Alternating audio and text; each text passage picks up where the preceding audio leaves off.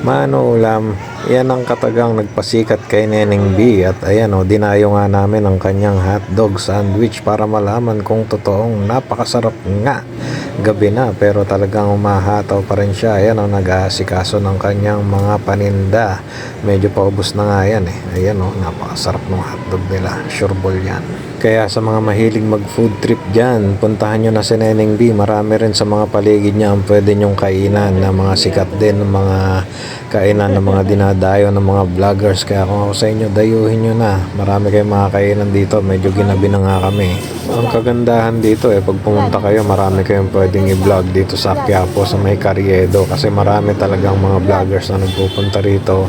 At dikit-dikit lang yung mga kanilang kinakainan. At lahat yun talagang sumikat din. Pinasikat ng mga vloggers. At masarap naman talaga to, no? Maraming cheese yan, no? Saksakan ng dami yung cheese na nilagay, kaya masarap talaga. Tapos maganda rin yung quality ng sausage na nilagay nila. Kahit gabi na, talagang nagsisikap pa rin siya para matupad ang kanyang mga pinapangarap. At ayan yung mga dumayo sa kanya, naglagay ng mga stickers.